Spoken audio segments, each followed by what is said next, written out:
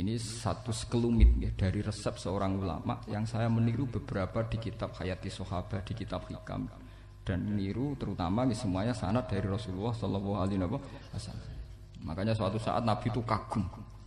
Abdullah bin Mas'ud itu jalan-jalan dan dikawal oleh beberapa malaikat. Terus Nabi itu heran. Ya Abdullah, kenapa malaikat itu selalu mengawal kamu? Terus kata Abdullah bin Mas'ud, ya Rasulullah, innila akhtu khutwatan illa wa azunnu alla akhtu wa ukhra. Wa ma akaltu luqmatan illa wa azunnu alla alqamu ukhra.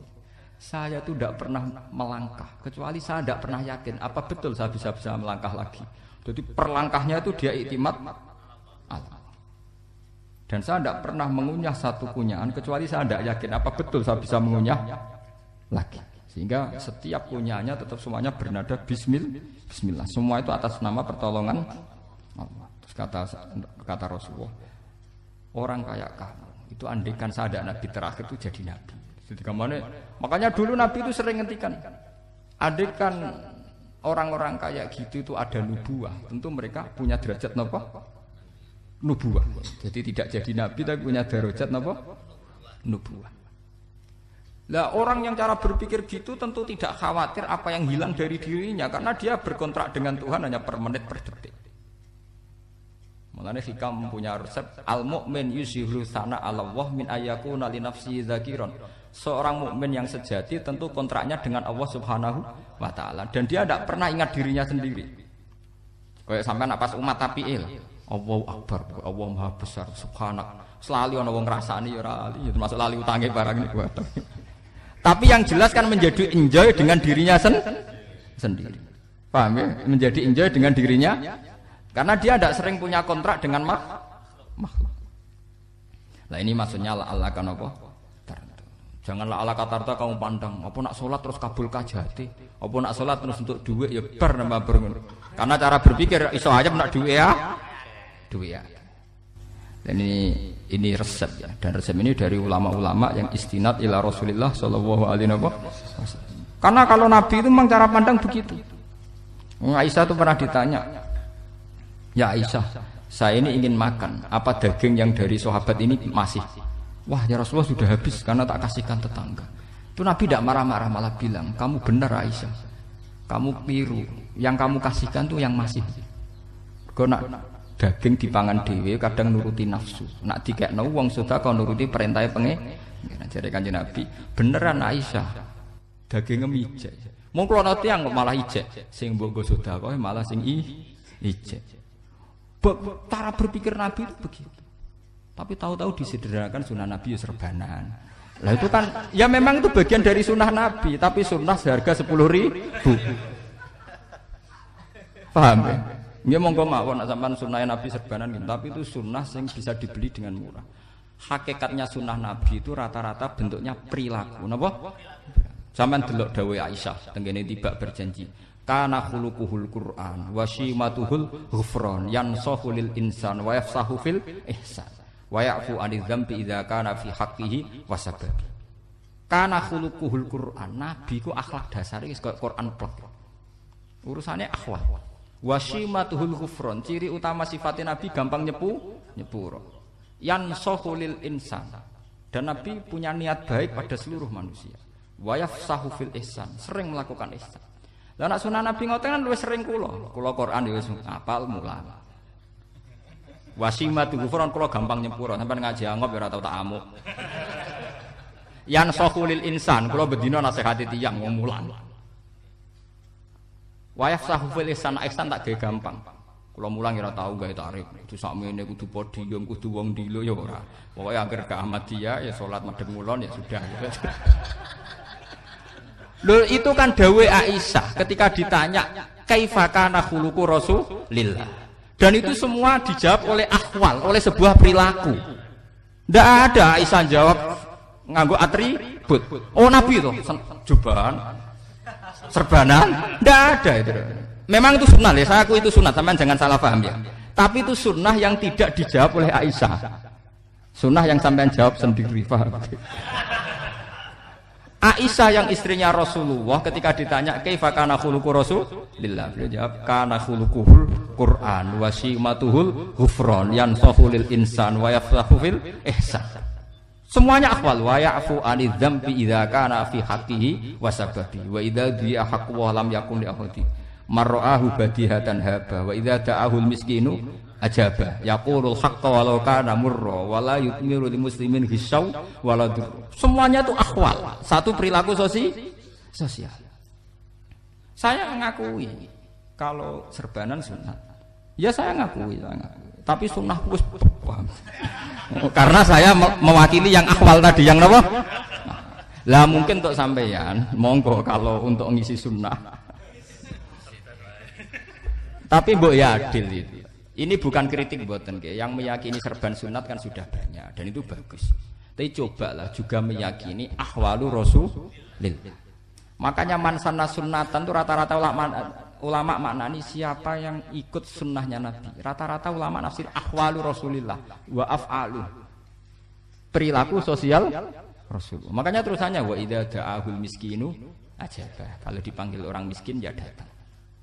Ya maksudnya ada harus orang miskin manggil pas resepsi kawin mboten. Misalnya ana wong melarat kuwi di sepeda motor, wong melarate yo ngeterone puskesmas ya mbok terno. Wong melarat lara yo nukono misale minyak kayu putih mbok tekani. Ora kok ngerti-ngerti mbok urusan walimatul urus sing wajib piye karepe. Payah. Lho lal wa idza dal miskin ajabe ora ana hadise urusan walimatul urus mboten. Kalau orang miskin manggil ya. Dalam riwayat hadis ya Nabi sering dipanggil orang miskin. Ya Rasulullah, mbok datang ke rumahku. Ada apa? Terus ya Nabi, saya tuh ingin rumahku sing elek jenengan nate salat teng mriku. Ya Nabi datang ya salat saja ya ora jaman. Fi ayyi makanin aradta an usolliya fi. Kamu di tempat mana kamu seneng saya salat? Teng mriki ya Rasulullah. Ya Nabi salat. Sing ngundang ya waras pisan. Kenangan mek Nabi kok mae dienggo salat Nabi. Sampeyan tahu tanggung kiai kon salat. Kon mromosekno anakmu iku paham. Kiai dongakno nggih kersane ketampi PNS waduh. Padahal kiai ini dhewe anake ra PNS. Kalau dulu kan sahabat ngundang Nabi itu ya gitu. Ya Rasulullah, saya itu ingin sekali engkau sholat di rumahku. Fa'atakhidahu musallan. Kemudian tempat yang pernah engkau sholati mau tak pakai musola pribadi. Makanya masjid Kiblaten itu rumahnya sahabat. Karena dulu Nabi pernah sholat di satu tempat. Adalah ono perintah tahwilul kiblat itu di rumahnya sahabat. Itu sahabat dulu itu kalau ngaturi Nabi itu kenanya ingin Nabi pernah sholat di situ. Nah, ilmu ngeten ini mentek. Ya, untungnya enten kula, dadi ana sing eling-eling, Pak. Nah, sampean kudu syukur ya. Artinya syukur ya. Orang kayak saya itu ndak usah sampean dikte-dikte ngikuti hukum adat. Kalau ngoten sampean gelo mergo kula ora iso teko, kula ya gelo perkarane ulama kok mbok atur. Makanya saya sering guyon cerita saya itu kalau di pasar Pandangan dulu tuh anyaran boyong sering di pasar ditanya sama Gus wong alim kok ning pasar. Piye? Aneh to. Ya aneh kuwi. Aneh piye? Bodhonya wong alim. Kadang masyarakat tuh tidak sadar keanehan dirinya sendiri. Mereka enak saja merasa kalau orang alim ke pasar itu aneh. Mereka tidak sadar orang bodohnya wong alim ya aneh. Enak saja mereka mikir sepi. Paham ini supaya sampean la'allakan apa tar. Makanya untuk Rasulullah, Nabi itu sering ngendikan ana tamu hormati. Tapi etika mertamu di Rasulullah itu walakin idza du'aitum. Mertamu Nabi itu nunggu ditimbali. Walakin idza du'itum du'iya mabni majhul. Ketika kamu ditimbali fadkhulu. Jadi ya ayyuhalladzina amanu la tadkhulu buyutan nabiyyi illa ayyudzana lakum. Jadi untuk sowan Nabi itu nunggu dipanggil. Meskipun sahabat tuh rindu Nabi, tidak berani sowan ke dalamnya Nabi. Kalau ingin ketemu Nabi dibarengno pas sholat jamaah, karena Nabi pasti keluar di masjid. Andai kan Nabi nerima tamu di rumah, ya ora sida dadi Nabi. Amen nampa tamu. Makanya la tadkhulu buyutan nabiyyi ku illa ayyudzana lakum, kecuali kamu dapat izin. Nunggu dipanggil. Wa idza du'itum kalau dipanggil lagi fadkhulu. Ya sudah begitu. Tapi sekarang itu ya sudah begini. Ini kula cerita ilmiah saja. Saya tidak punya kepentingan apa-apa. Ya kepentingan kula ben ra mbok tamoni jujur mawon. Cuma gue iling-ilingan dulu itu kalau sahabat itu ketemu Nabi pendak sholat sama pendak ngaji. Paham ya? Jadi saya memilih sikap begini itu bukan tidak saya pikir. Tapi kalau ada kiai lain yang beda dengan saya tidak apa-apa. Kalau ulama lain beda tidak apa-apa. Justru seninya rahmatnya umatnya Nabi itu istilafu aimati rahmah. Khilafnya umatku itu rahmah. Mulane aku khilaf ben rahman, aku podo kan gak sido khilaf.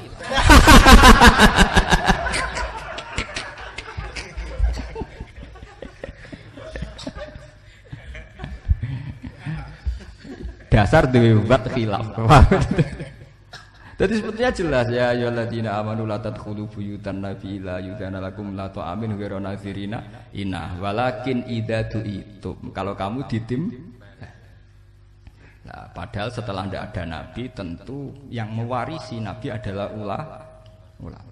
Ya minimal itu ya ulama itu pokoknya kula kenangan jenengan yang ngaji misalnya. Kenal Gus Ba ya kenal nabi pas ngaji ya sudah gitu. Sahabat kenangannya sama nabi ya gitu. Nabi roh jenengem ora cuma aku betina jamaah mbek Nabi. Ya sudah gitu kenangannya. Yang kenal Nabi ya sahabat papan-papan atas ya. Makanya sahabat itu ribuan tapi pancet sing muncul ning hadis Abu Bakar, Umar, Utsman, Ali gitu.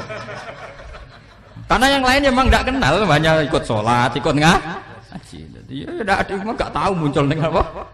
Hadis. Muncul jam'un minas sahabah. Waduh. Munculnya rombongan. Ya karena mereka kenangannya Nabi ya pendak sholat, pendak apa? Ngaji. Paham gitu. Terus niki kula sukani resep liyaqilla ma tafrahu bihi, mesti yaqilla ma tahzanu bihi. Supaya sedikit sekali yang bikin kamu senang, maka akan sedikit sekali yang bikin kamu Jadi misalnya kita bayangno bojo ngoten. Bojoku alhamdulillah aja Islam nak sholat madhepmu. Jadi misalnya roh cerewete, roh judese, roh kukur-kukure mbek angop tenang. Tenang. Mergo ijazah tenang karena tarifnya mini. Jajal misalnya tarif bojo kudu senyum teko wis maca. Bareng roe teko angel. Waduh wis bar. Jare hikam gampang. Makanya hikam itu punya cerita. Suatu saat seorang raja itu dapat kiriman gelas keramik yang indah sekali dari Zabarjat. Terus bertatahkan intan, pokoknya serba mewah. Raja itu senang sekali. Ketika tanya penasihatnya, menurut kamu gimana gelas ini? Ya gelas ini indah sekali, tapi sebaiknya raja ndak punya aja. Loh, saya seneng kok sebaiknya ndak punya. Saking senengnya raja itu tiap minum pakai gelas itu, kalau ndak ada nggak mau minum. Suatu saat gelas itu pecah, susah sekali raja. Memanggil penasihat, iya bener kamu. Kalau saya dulu ndak punya malah tahu pecah. Jadi dulu raja itu yang gelas atom gelem, gelas biasa gelem kan menjadi bunga yang gampang kan ringan. Tapi sekarang bunganya bersyarat kan menjadi tambah repot. Sama aku di sini untuk bojo iku asal wedok sampai salat madhep mulat wis seneng. Tapi setelah kamu pakai tarif yang macam-macam kan tambah senenge ngenteni macak, ngenteni ramah, ngenteni servis kan repot. Ya kok bojo kula sering janggal. Kepengen kula niku ngambek, kula bilang ngamuk apa kowe Islam apa. Kowe ya rohku ya Islam ya salat, ketake madhep wulan nang ngamuk urusan apa.